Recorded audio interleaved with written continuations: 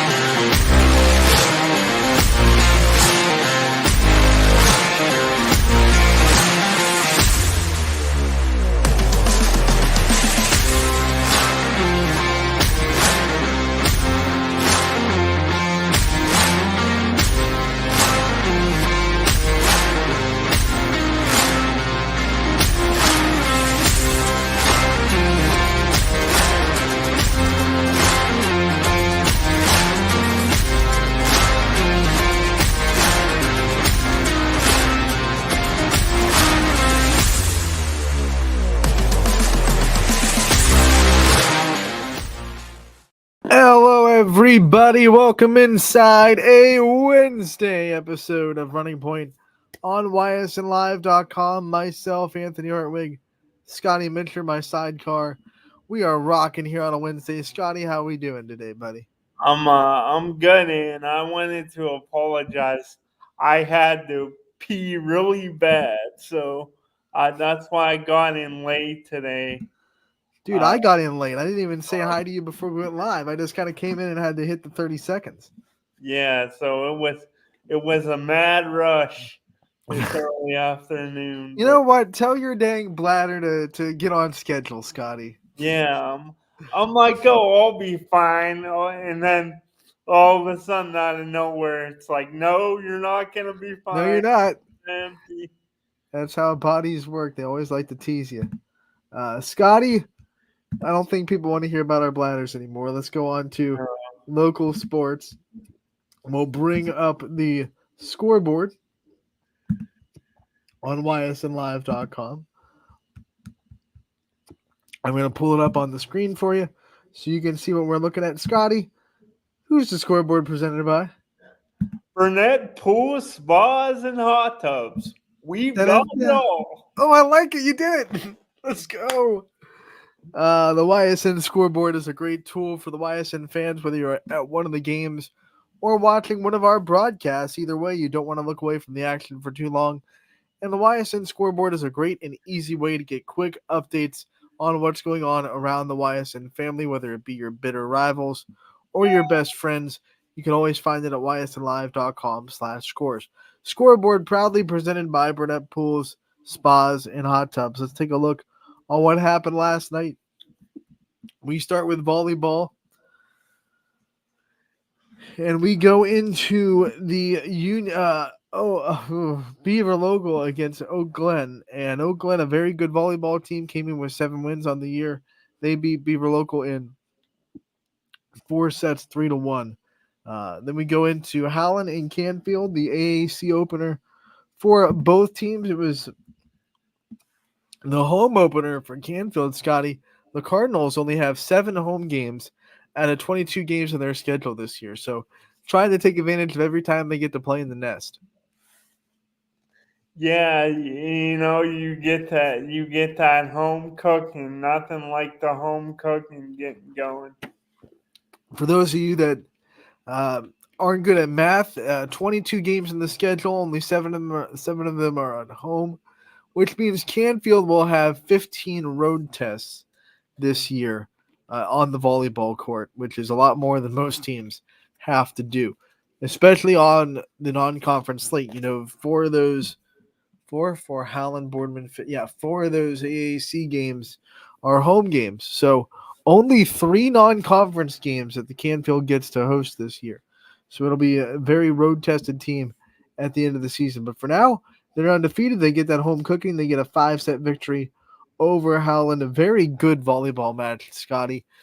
Canfield lost the first set 25-22. Came back, pretty much dominated the next two, 25-12. 25, I believe the next one was 18. And then dropped set 4. Howland came back, won set 4, 25-15, had a lot of momentum going their way, but Canfield and Howland go toe to toe in set 5, and Canfield takes it 15-13. So a very great match for Canfield to open up AAC play. A lot of work left to do. They only have 4 games down so far, so still a lot of volleyball to play for the Cardinals, but they look really good right now to start the season. Yeah, looking strong, and I think that's what builds character too. If you can win close matches, the best way to learn is through winning. But I think winning close too. If it gets you kind of get in that groove to know what to do, and your awareness I think goes up a little bit when matches are tight rather than when you're just dominating somebody.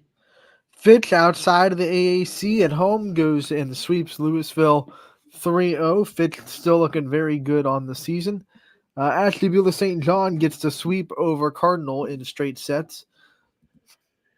Salem came into this game hot, but Carrollton comes into the Quaker Dome and beats Salem 3-1. It's a tough EBC loss for the Quakers. The first 2 sets they lost were really close.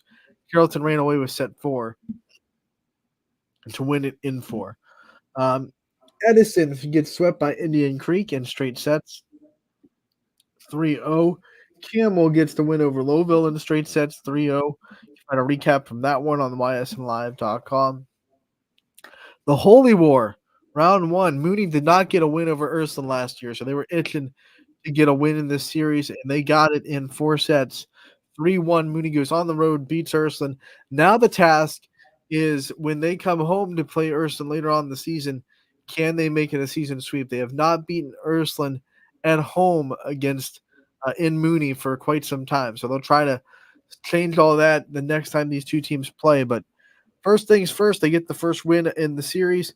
They beat Ursuline in the Holy War 3-1. A big day for Brinkley Bear, who had 20 plus kills and a double double with double digit digs as well. So the Baird brother, Big Dog of the Valley nominee, showing her muscles in the first game of the week. Columbiana and United. Columbiana gets to win 3-0. First 2 sets were pretty tight, but United just couldn't hold up, and they get swept by the Clippers and the EOAC.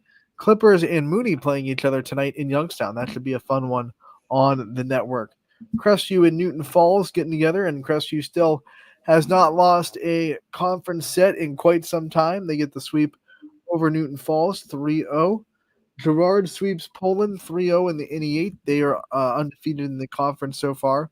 LeBray got a heck of a battle from Brookfield in Leavittsburg last night. They lost the first 2 sets, Scotty, but then they come back. They win 2 close sets, 25-22, 25-22, and then in the 5th set, they put their foot down and win 15-5. So LeBray pulls off the reverse sweep, comes back and wins in 5. But, man, they escaped a battle for Brookfield. Yeah, living dangerously, escaping. Love to do, right? What's that? That's what you love to do. Yeah, Live dangerously. that's what we're all about. Um, sometimes that margin of error is really small, but luckily for them, they were able to come out on top. So we go to Lakeview. They go to South Range. They stay undefeated in the conference with a win over the Raiders in straight sets. The first and the 3rd set were all Lakeview, but South Range proving in the middle of that match that they have what it takes. The pieces are there. They competed in the 2nd set, fell 25-22. South Range is trying to put all those pieces together. Talking to TJ Irons, he has a group that he has a lot of inexperience. He wants to see if they can put it together at the right time. And I think in these kind of matches when they're quite frankly outmatched against a team like Lakeview, having those sets where they prove to themselves we can compete, we do belong on this floor, big for the Raiders going forward. They'll have a second chance against Lakeview and Girard, who they competed with both those teams in at least one set. So they'll have second chance against both those teams later on the season. Raiders 4-5 on the year.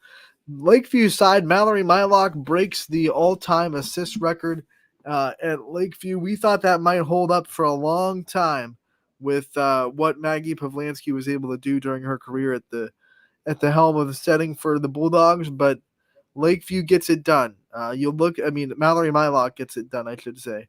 I want to get the numbers here so you know just how many assists she had. Um, 1,798 assists and counting for Mallory Mylock, beating Maggie Pavlansky's record, which was pretty impressive in their own right. Mallory on the pace to get 2,000 assists before her career is over. Yeah, that's man, is that impressive? I guess as the old saying goes, Anthony, records are meant to be broken. They're Sometimes, kind of like rules, right? yeah, kind of like rules. Garfield gets the sweep in the MVAC over Liberty. They're 3-0, and Garfield is still undefeated on the season as well. Lisbon and Southern doing a 5-set battle in the EOAC. Southern Local escapes at home and gets the 5-set victory, 3-2 in that one. We move on to Hoban, who got the win over Olmsted Falls in straight sets there. Warren JFK, they fall to Rootstown in 5. Tough one for JFK. That's a good Rootstown team that they battled with all night, but they could not get that game-winning play down the stretch. Rootstown wins in 5. Champion goes on to beat Southeast to bounce back from a tough week. Last week, they win 3-0 to get their 5th win of the season. Springfield stays hot. They get the win over Sebring in straight sets. We move on to the bottom ring of the scoreboard, and we can tell you that McDonald got the sweep over Western Reserve 3-0. McDonald still looking really good.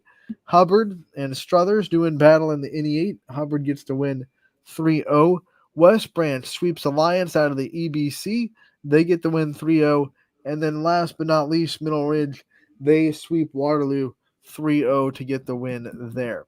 We go to boys soccer. Quite a few matchups last night on the boys soccer pitch. And Columbiana and United are the first ones on tap, and United getting the win 5-1 in that game. While volleyball was going on, Canfield was hosting Ursuline in boys soccer. It was a very busy parking lot down there. 5-2, Canfield gets the win on that side. We have Salem. They fell to Alliance 2-1. West Branch, they were able to beat Marlington 7-1. We go down to the next rung, and it's Cardinal Mooney beating Hubbard 2-1. That was a great matchup between those two. Warren JFK able to beat St. Thomas Aquinas 5-1. Final score there. Poland all over champion. They score 7-0, and they get the win there. Orange and West Geauga battle to a draw at 1. Crestwood beats LeBray 6-1 on the road. They come to Leavittsburg and beat the Vikings. Lakeview beats Badger 4-2. South Range boys soccer falls to Neshannock 5-1. And then last but not least in the 4-4-0, Edgewood gets the edge over Conneaut. You see what I did there? 4-3.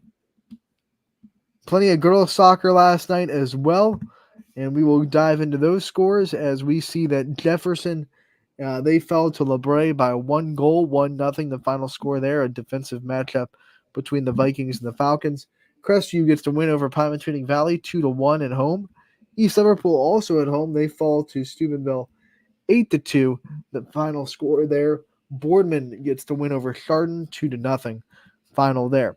Beaver Local, they go to Weir and get the win 6-0 over Weirton. We have Columbiana, they fall to United 3-2. That's a pretty good game for the Eagles. Bristol gets the win, I should say gets the loss. I saw that wrong. Over Struthers 3-0. The Wildcats shut out the Panthers. South Range falls to Lakeview 9-0.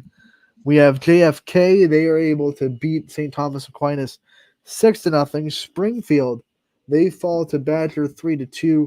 Howland girls all over Warren Harding 6-1. And then last but not least, Edgewood and Conneaut, this time in Conneaut. And the Spartans get the win on that side of the soccer field. 6-0 the final score for the Spartans. So they split that boys-girls matchup. Edgewood getting the win on the boys' side and Cognac getting the win on the girls' side. So that does it for our scoreboard from last night. We will hop back into the scoreboard a little bit later on in the show to preview what's going on across the YSN family tonight. But right now, we're going to take a break. And when we come back, we're going to ask the most dangerous question in all of online sports streaming. What's on Scotty's mind? Don't miss it. Be right back on Running Point, brought to you by our good friends over at Greenwood Chevrolet in Austintown. 21 News delivers the news as it happens, using the latest technology from where it happens. Live here outside the Mahoney County. On air, online, Wednesday afternoon weather update. Very dangerous. and on the 21 News social media platforms. I'm on the road right now. 21 News, the Valley's only locally owned source for trusted news since 1953. Craftsmanship to us is 60 years of pride and dedication. Passed down from generation to generation. The hardwood floors that your kids take their first steps on. The solid wood doors you quietly close at night. The things we create day in and day out are the products that end up turning your house into a home. At Baird Brothers Fine Hardwoods, uncompromising quality and craftsmanship built our business. And it will keep us moving forward for generations to come. Going the extra mile at Greenwood Chevrolet means we want to take care of the community that takes care of us too. And we have to work together always. And that's how you stay in business for 40 years. You know, I love being a helper because when I help somebody, it makes me feel good. It means a lot that I can make a difference in others' lives. So I will do everything I can and just being there for them every step of the way. I want them to know within the first 5 minutes that they could depend on me. That's what going the extra mile means, only at Greenwood Chevrolet. Before the lights come on, before the workday begins, before a long day is ended, or it's time to have fun, it all starts with the people at Joe Dickey Electric. From replacing a light fixture in your home to building a substation for your business, no job is too big or too small. The people of Joe Dickey Electric power them all. Joe Dickey Electric, over 60 years of powering the Mahoning Valley. Welcome back to Running Point on ysnlive.com. Wednesday episode coming at you. Anthony Hartwig, myself, your wonderful host, and then Scotty Mincher, my great sidecar on to your right. Greenwood Chevrolet above our heads is our wonderful sponsor. They go the extra mile for you. We try to do the same here on this show every single day. And Scotty, we go the extra mile together by asking the most dangerous question in online sports streaming. I should say online local sports streaming. Maybe there's a more dangerous question out there in the whole sports streaming world. A lot of people have podcasts out there. But in local sports streaming, it doesn't get more dangerous than this, Scotty. What is on Scotty Mincher's mind today? Well, honestly, there's so much that I can and I want to talk to you about, but we don't have the time to fit everything in only an hour show. But today, I want to ask you about your Kansas City Chiefs and their quest for a three-peat. But first, keeping it local here, I wanted to talk some local football. You know, now we're well in 2 weeks in. This is week 3 of the high school football season, and because me being from Camel, I always have an eye on the Red Devils. And they almost pulled off what I thought would have been a pretty big upset against LeBray this past week, if not for a late score to get the win for LeBray by 1 point. I believe it was a 26-25 contest. That being said, any way you slice it, LeBray is now 2-0 on the season. They are 2-0 for the first time since 2021, but they got a big matchup this week with another 2-0 team in Warren JFK. So I wanted to know from you, Anthony, how much of an eye have you had on LeBray this season, and what are your thoughts of them starting 2-0? I've really been impressed by Kenny Yoho, the quarterback, as well as Easton Armstrong, the fullback as well. But what are your early thoughts on LeBray's 2-0 start here? One early thought is that those two are on the all name team at YSN, because what great names to have, and they just lend themselves to wonderful wonderful headlines. So love that. Love when I get my creative fix in with names that just go right into a really really cool punny headline. You know how much I like my puns, Scotty. You do. So that's first and foremost. We'll get the silly stuff out of the way first. But then when we go to LeBray on the football field, all season, all off season, when we're talking about LeBray, coming into week one after week one, what's been the pounding drum about what I want to see from LeBray? Said a couple of times on this show, consistency, right? Last year, we saw them look really good at times, and then they would fall off at times. They wouldn't look like the same team that we know LeBray is. This year, so far, I know it's early, it's just 2 weeks in, but week one, week two, they look very consistent. Yes, they struggled in week 1, 2. They didn't necessarily pound the doors in or play a perfect football game by any means, but they consistently found ways to win. They found those game-winning plays, and that might be a game they lose last year. That might be a game that they find ways to lose last year. This year, they're consistently finding ways to win, and I like seeing that from this Vikings team. I hope it continues because they have a really big test on Saturday. Remember, this will be a Saturday game at Liberty High School with JFK and LeBray. So they have a really big test coming in. JFK looks like they're back, right? Because 1 year hiatus of being the premium state team that we see them as every year. Here they are again. They look really good in the first 2 weeks. So LeBray has a mighty big test on Saturday to try to go 3-0. I love that you said first time 2-0 since 2021. So that means 2 years of a little bit of inconsistency to start, right? That's what the whole thing is. Consistency to start. Can they keep it up? Can they stay that course? Trust the process.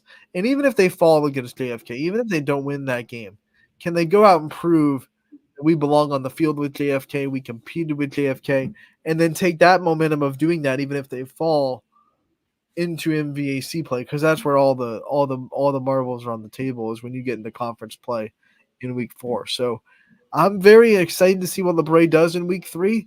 Hopefully on the Vikings side, they can get the win. They can take a whole lot of momentum into conference play, but it will be a tough one. It'll be a tough task for the Vikings. Do you think whoever comes on top in this one between JFK and LeBray, do you think they'll automatically, because whoever it is going to be 3-0, do you think it's at the point if they go 3-0 in a 10-game season, if you're 3-0, like that's the mark for, like a serious contender in the area? Or do you like to see it even a little more, say around like week, when the team gets the 4, 5, 6-0? How much do you put on a 3-0 start? And also, what do you think? What are some of your early thoughts and keys in this game between LeBray and JFK? I think, me personally, so far in the season, LeBray, from what I've seen, they've done a really good job of keeping Kenny Yoho upright. They've gotten good offensive line play from their tackles and center, Nick Lipinski. From what I've seen in my bopping back and forth, because I operate the scoreboard, but they've also gotten good production from their defense and the linebacking core as well with Ethan McGulick. So what are your thoughts and early keys to this one? I don't think I have to. You just broke down all of the Braves' strengths. I think you just drilled that, Scotty. Scotty came prepared, man. Scotty brought name dropping, and this guy's playing well. They're keeping this guy upright. I love it, man. I love it, Scotty.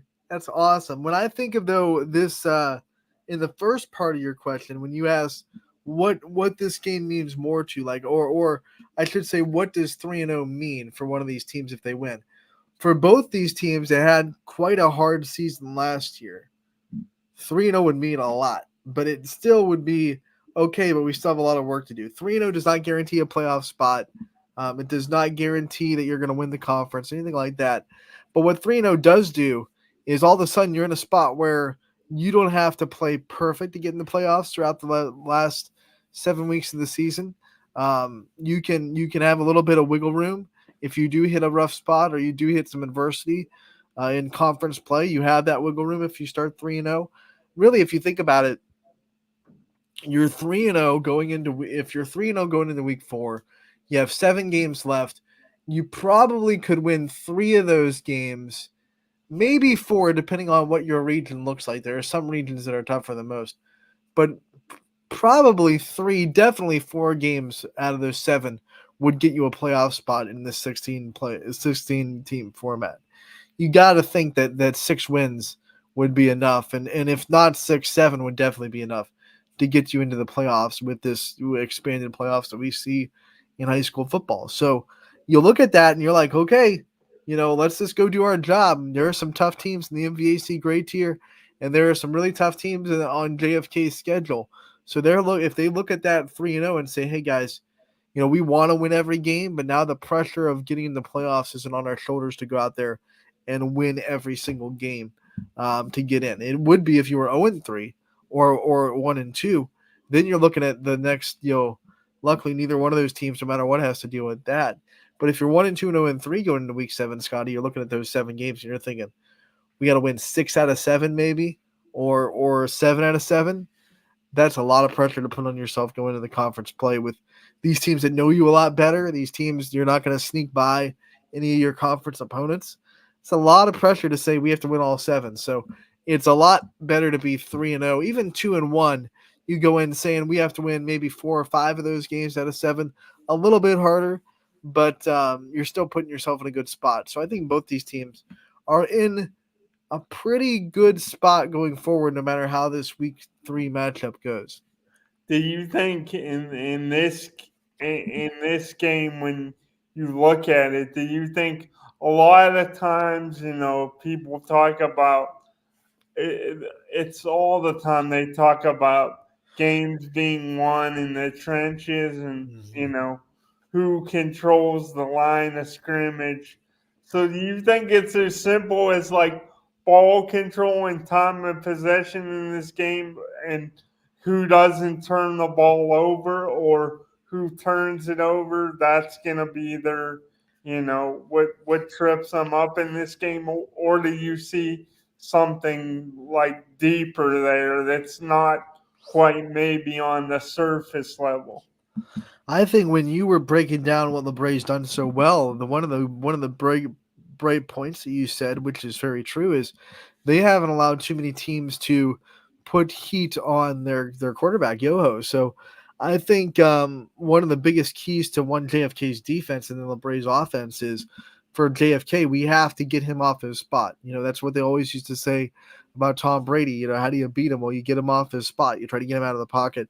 Yoho is that kind of quarterback where you have to get him off his spot. Don't let him be comfortable back there. So their pressure is going to have to be there. And then LeBray, the other side, they're going to have to do the opposite. They're going to have to keep him protected like they have been, keep him comfortable in the pocket, keep raising that confidence level. Because if you have a clean pocket, you're going to be able to make a lot more throws than you would if it's broken down and you're trying to run for your life. So keeping that quarterback that is trying to gain a lot of confidence and consistency, keeping him clean and free from pressure is going to be a big point in this game. I think JFK's coaching staff is probably like, hey, if we rattle this kid and we make him doubt, or try to like hurt his confidence a little bit, then maybe he can give us the ball a couple of times. So I think that's what maybe they're focusing on, trying to get him under pressure and see if he can make those clutch plays with, JFK's size breathing down his neck. So that'll be a big thing for JFK. And then for LeBray's defense, there you have to zero in on Freddie Bochek. I mean, he's up for a big Bear Brothers Big Dog of the Valley for a reason. He's the engine that makes JFK go. A lot of good players on that team, but it seems like the first 2 weeks they've gone out as he's went. He set the tone early in both those games. So LeBray's defense is really going to have to key in on him and make sure he doesn't set that early tone for their offensive success. I think if they slow him down early, maybe they can trip up JFK's offense and stop them from getting in the rhythm. But if he gets in the rhythm and then the whole other team seems to kind of follow his lead, and then you have a lot of things to defend, not just him. Based on what I saw early in the games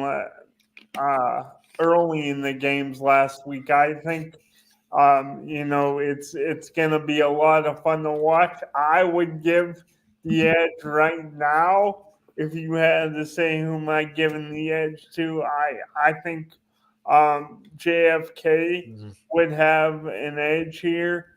But with the way LeBray has played and the way they battled back last week when it was looking like they might be victim of an upset at the hands of Camel, they got to come in pretty confident, and maybe they come in feeling like, we're going to throw our best punches, leave everything in the bag, and we got really nothing to lose. But I wanted to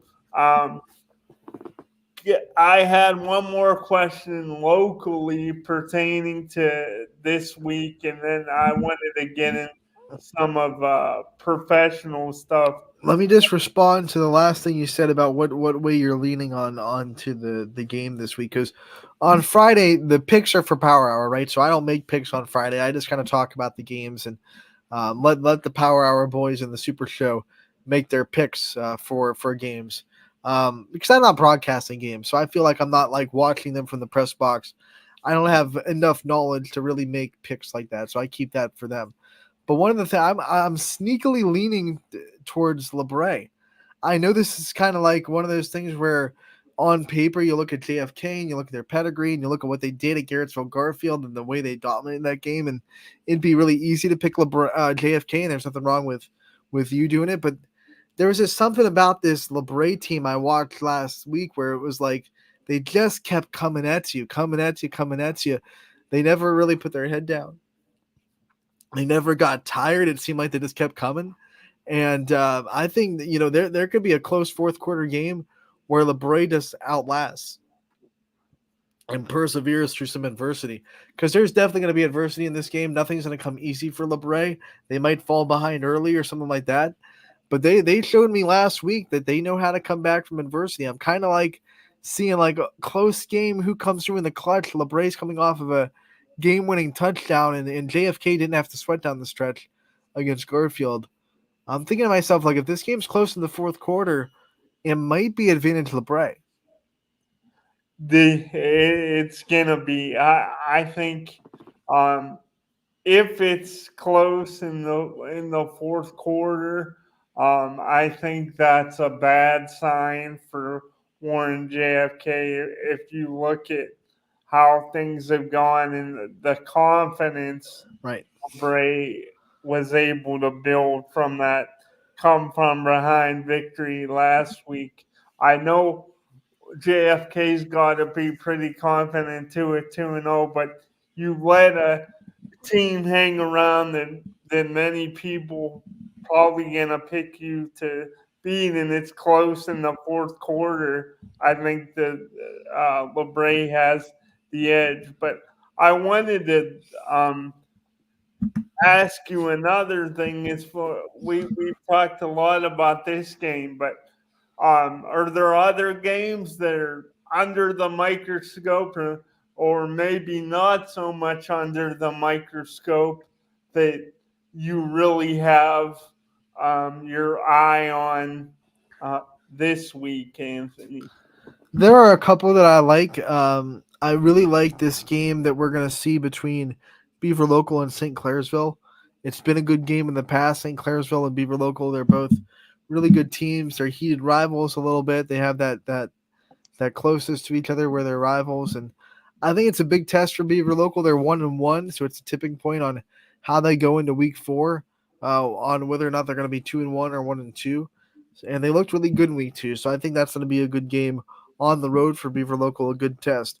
I like Wyndham, Jackson, Milton, Scotty. I mean, we've featured Wyndham in my games that I'm watching 2 weeks in a row, which is telling you that, hey, maybe, when Wyndham said they're healthy and they're better and they're back, maybe we should have been listening to them a little bit more from Bomber Country during the offseason, because they've looked really good this week 1 and 2. But so is Jackson Milton. Both these teams undefeated, both smaller schools, both a little bit under the radar, underappreciated. This is going to be a really good game in week 3 between 2 undefeated teams. I really like that one. And then I also think when you look down at it, when I'm looking at, I just lost it. I scrolled past it. Well, obviously, Canfield going to Olmsted Falls is going to be a really good test for Canfield. Oh, there it is. United and Crestview. I think United and Crestview, both teams that we've learned a little bit about with a lot of new players, especially for United. United is replacing a ton from last year. So I'm really interested to see how this game goes in Crestview between two old school, old conference rivals. I think United Crestview is another game I'm circling. So I would go with Beaver Local, St. Clairsville, Canfield, Olmsted Falls, Jackson Milton, Wyndham, and Crestview United is like the four games I would put on our 4 box to start on the Audible call on Friday. I lied. I got one more question. Oh, liar. Come on, man. You it- pleaded. it You raised your ties- hand and you pleaded. I'm You cheated, you lied. You said that you loved me, Scotty. Yeah. Well, it looks like I'm gonna be, I'm probably on the highway to hell, just like ACDC. In your power chair. I'll be, who knows, maybe I'll be driving the bus down there. Driving the bus. Let's go. If you're driving the bus, then they might not even make it to hell at that point, Yeah. It's a dangerous road, Scotty. What is your last question? Let's get to it. What do you have on your mind? So last, I guess I'll just get into it. Would you, like, if you're a coach, if you have a choice, Anthony, in big games like this, and you talked about, Beaver Local and Wyndham as well, and the Bombers off to a great start. But if you have a choice, Anthony, do you like the mindset of getting the ball first and getting that offense on the field and trying to score first, or do you like putting the defense out there first to kind of like try to impose your will? If I am a underdog that has, in my opinion, a really good offense, I want the ball first. I want to set the tone. I want to be able to go down there, try to get on the board first, try to get some momentum early.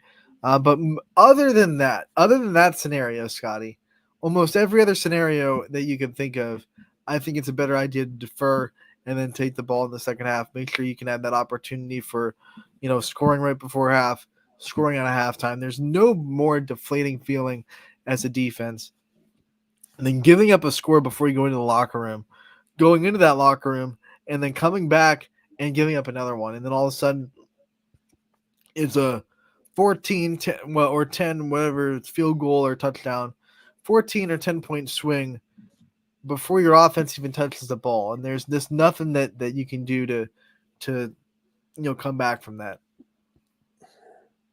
So do you think most of the time, even if, let's say you're not an underdog, but let's say you have a really good quarterback, but the other team's quarterback is really good too, or elite, you think if you're really good, you just trust the defense to, make that stop the first possession, or do you want to get the ball in the hands of that really good QB?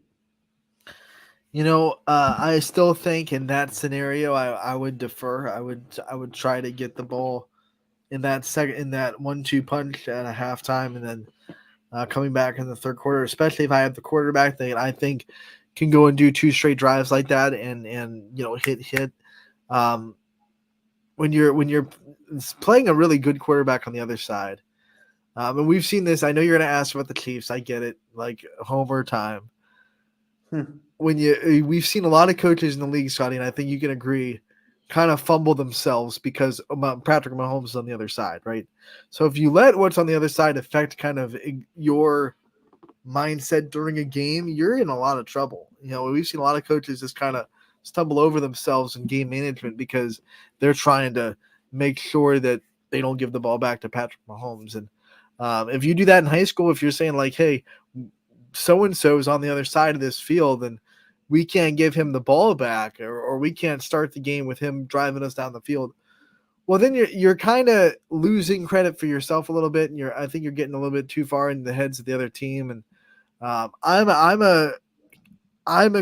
what's the word I'm looking for? I'm a fan of believe in what you do great more than you try to stop what the other team can do. I mean, obviously you have to scout, you have to know what the other team's going to do, you have to know tendencies. That's all important, but if you focus more on that than what you're doing, then you're going to be in a lot of trouble. And I think I'd want to focus on what I do well and what I can do to win the game more than I focus on what's on the other side. So if I get too caught up as a coach on, oh, this quarterback we're facing is really good, I better not give it to him. Well, that's just a lack of confidence on my side of the field, right? And that's going to come back to bite me in the butt eventually. So I would say in that situation, if my offense is really good, their offense is really good, I'm still giving them the ball first, and I'm taking it, trying to score in the halftime. I got you. Very interesting. You always have thought-provoking takes, and I do know that starting tomorrow night, your Chiefs begin their quest to become the first team ever to three-peat. And for my money, I don't know if you agree or disagree, Anthony, but if the Chiefs would three-peat, I know, before everyone goes crazy, I get that Mahomes, he'd still be 3 short of Brady as far as Super Bowls go. But if they three-peat, become the first team ever to win 3 in a row, I think he's, there's some people that have him in the conversation already. I don't think he's there yet, but if he three-peats, even though he'd only have 4, I think you could make the argument you could start making the argument he's the GOAT. But with that being said, we have a lot of football between now and the Super Bowl. We have a whole season to play. So let's assume right now we're living in a perfect world. Every roster is probably as healthy as they're going to be coming to start the season. So who do you see as the biggest threat to the Chiefs in the AFC? Is it the Ravens, who they play tomorrow and beat last year? Is it Cincinnati with a healthy Joe Burrow, who's gone 1-1 in conference titles? Or do you see like a dark horse team in there? Maybe not a team's everyone talking about that's, a so-called favorite, but could really come up and surprise.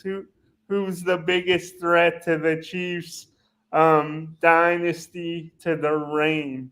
I think it's a healthy Joe Burrow because he'd be the only quarterback that would go into the playoffs with confidence of I've beaten Kansas City before in the playoffs, right?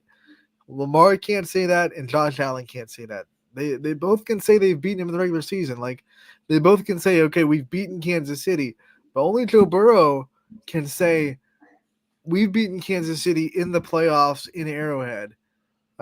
which is going to be a big factor in his confidence going forward. So if he stays healthy, I know the Bengals roster isn't what it was back when they beat Kansas City. They've lost a handful of guys, but I still think that quarterback at least scares me the most because he's done it, right? He's proven that he can do it.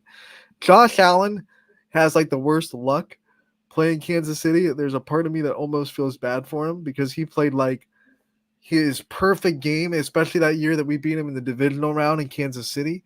Like, you can't play better, and you still lost because 13 seconds wasn't enough to stop Patrick Mahomes, apparently.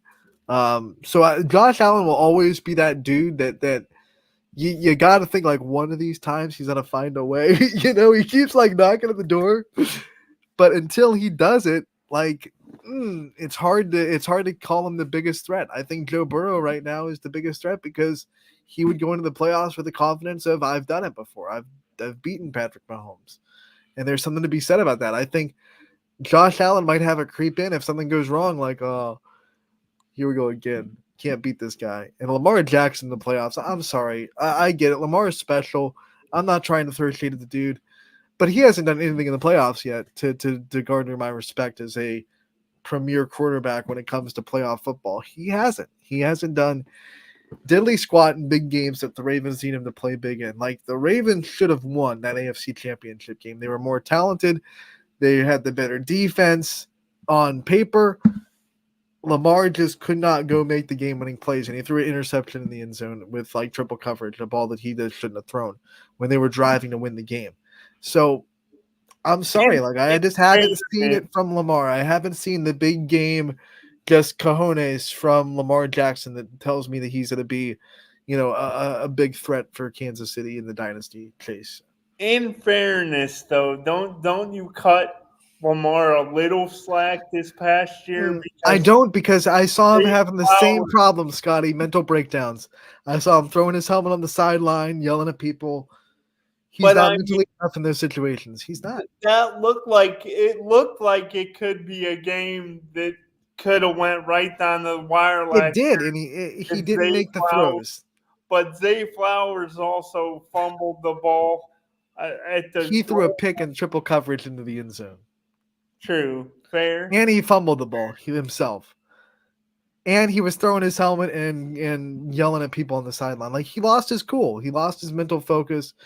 He's not even keel in big situations, and he's proven that year in and year out and year in and year out. You kind of already answered my next question for this game exclusively tomorrow night. We went big picture first. Now let's go smaller picture and just talk about this game tomorrow night. Do you think the biggest, concern for the Chiefs is the fact that the Ravens have Derrick Henry now? You don't seem to think it's Lamar. That's brutal. Because Lamar's hard enough to stop in the run game, right? So now you have this big old truck in Derrick Henry that can just – you have to give him respect in the middle of the field, and then Lamar can just go whoop, whoop, whoop, whoop, whoop, whoop. I'm expecting a lot of RPOs, so you have to try to key in on one of them, whether you're keying in on Derrick Henry or Lamar Jackson, but you have to choose. So I'm expecting a lot of plays like that. The Ravens will make the Chiefs defense kind of pick, like, are you going to take away Derrick Henry or are you going to take away Lamar? Because it's really hard to take away both. But I will say that no matter how tomorrow goes, it's like if they want to win the regular season, go ahead. Josh Allen has beaten us in the regular season. Lamar Jackson has beaten us in the regular season. Last year taught me as a Chiefs fan not to get too wrapped up in the regular season. Like, the Chiefs will turn it on in the playoffs. I strongly believe that. They went, 11-6 last year? And there were times in the regular season where they did not look good at all. At all. But when the playoffs come, that team just kind of knows how to take care of business. So regular season for the Chiefs, I still think will be kind of like the Patriots. I don't want to make too many comparisons because everyone is different, and they're not at the Patriots level yet because the Patriots won 7. So, but in those years, there were a lot of regular seasons where the Patriots just didn't look great all regular season. They were kind of ho-hum. They won their division, got in the playoffs, maybe a 2 or 3 seed. But when that crunch time kicks in, Tom Brady went and did it, right? And the players on the team for the Patriots went and got it done because that's their culture. But there were a lot of regular seasons, especially start of regular seasons, where the Patriots did not look good. I remember, I think it was 2014, Tom Brady came into Arrowhead on Monday Night Football and threw like 4 picks, got benched before the fourth quarter because they were losing like 38-7. And after the game, people were like, this is it. The dynasty's over. Patriots are done. They won the Super Bowl that year. So it's like, I think like the Patriots back then, the Chiefs kind of take the regular season for what it is. It's a grind. You're going to have some losses. You're not going to look great the whole time. So maybe they win tomorrow. It'd be awesome if they do. I root for them every game, of course. But my goal for the regular season for Kansas City this year is to not get too wrapped up in it, right? Like, hey, win the division, get in the playoffs, and then, if you can beat us in Kansas City or even outside of Kansas City, they proved they can win on the road last year. So if you can beat us in the playoffs, tip of the hat to you. But, if you want to take your regular season trophy and say we beat Kansas City in the regular season, you go right ahead. We'll take the playoff win. Do you think Anthony Mahomes is the GOAT if he wins 3 in a row? GOAT. Oh, geez. No, because I put a stamp on longevity still. I think that's the best attribute you can say you have is longevity. And Brady and Montana both had long careers that they were playing at peak level, even at the end of it. Brady won a Super Bowl in 2020? Was that the year they won it with Tampa Bay? That was at the tail end of his career, I think 1 year before he retired.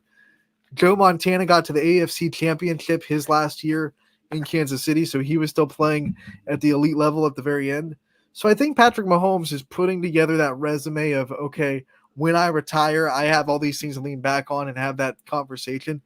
But you still have to go and have that whole career, I think. I think you still have to go and prove that you just are a long quarterback. You have a 10-year contract in Kansas City. So I still put a lot of weight on the ability to play for a long time and consistently be good for a long time. I still think we're at the start/middle, the first tail of Patrick Mahomes' career. And I think to say he's the absolute GOAT right now, he might be the most prolific start of the career that we've seen from a quarterback and the most accomplished start of the career of the quarterback. And if he wins 3 in a row, he'd definitely be the first quarterback to do that.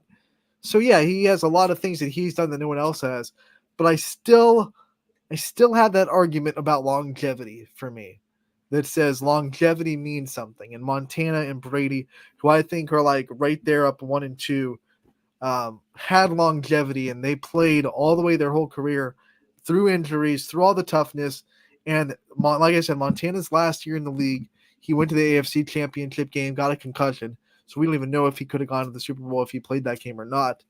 And Tom Brady won a Super Bowl in his second to last year. So they both were peak playing at elite level at the end of their career. So I want to see Patrick Mahomes do that before I say GOAT.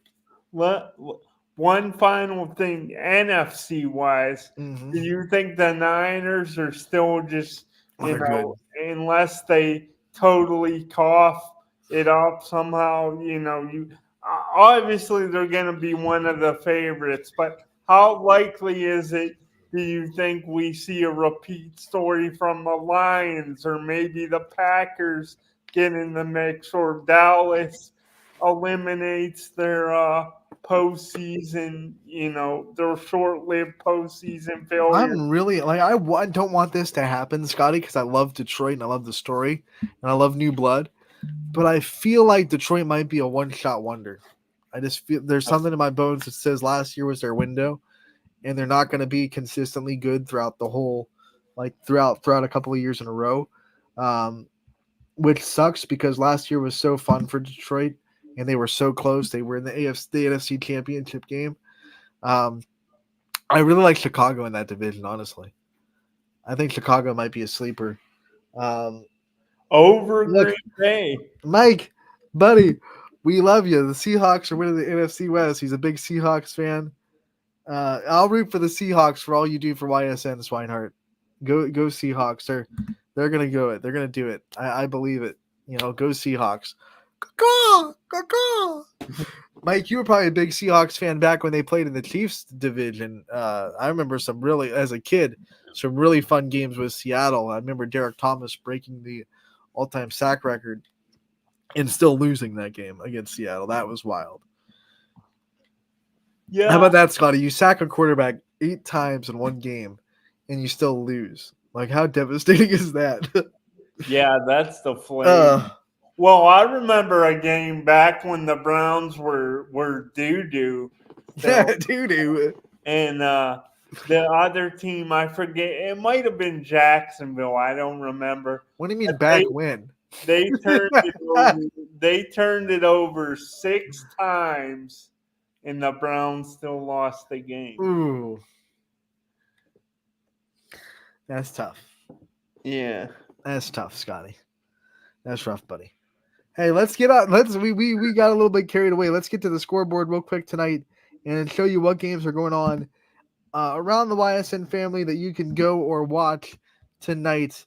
As far as sports go, we're going to go from last night's scoreboard to today's and see what's going on. Today is September 4th, 2024. So in volleyball, a couple of non-conference fun games happening tonight. Grand Valley hosting Pymatuning Valley, the Battle of the Valleys. How about that? Excuse me. St. John will be hosting Bristol. We have Jefferson. They're going to be hosting Cornerstone Christian. Cardinal Mooney and Columbiana squaring off. Those are 2 teams that are off to really good starts to the season, trying to test themselves. How about Girard and Middle Ridge? That'll be a fun game. A lot of talent on the court there. Heartland Christian going to Latonia. Niles going to East. Sebring goes to East Palestine tonight. Southern Local goes to Toronto. Warren Harding traveling to Cheney. Wyndham going to Lordstown. Orange going to Beechwood. We have Badger going to Maplewood. And Hubbard will be traveling to Jackson Milton. That should actually be a sneaky fun game there in Jackson Milton between the Eagles and the Blue Jays. Boys soccer, we're going to have Champion at Liberty in a MVAC matchup. Camel goes to LeBray tonight. Waterloo goes to Middle Ridge. Crestview goes to Jackson Milton.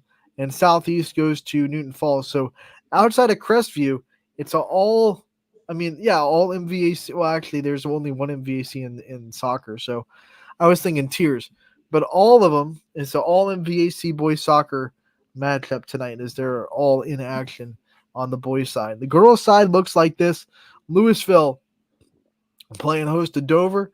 Canfield will travel to Ursuline. West Branch goes to Minerva. Salem goes to Alliance. Girard goes to Struthers. We have Hubbard going to Lakeview. Niles going to Poland. And Hoban going to Hathaway Brown tonight to travel up to the Cleveland area for a game. The games that'll be on the network tonight, we're going to get you to those really quick before we get out of here. We have, volleyball action tonight. I will be in Cardinal Mooney for their matchup with Columbiana. We have Eric Hughes, who will be in Cheney for Warren Harding and Cheney for volleyball tonight. Girls soccer, Rob Johnson will have you covered for Louisville and Dover. Don't forget that we also have live shows from Coca's Pizza for Canfield. And we'll also have the Camel Memorial Show with Matt Marr from Tavern 26 as well. So don't miss either of those shows tonight. Camel and Canfield. We had Ursuline, Poland, South Range last night as well. So a lot of these live shows are doing a lot of good things for these communities. Make sure to go check them out and check out the interviews after tonight. So, Scotty, we'll see you next week. We'll see everybody else that's watching tomorrow. Thank you for tuning in today. Running Point brought to you, as always, by our good friends over at Greenwood Chevrolet in Austintown. We'll be back tomorrow from 1 to 2.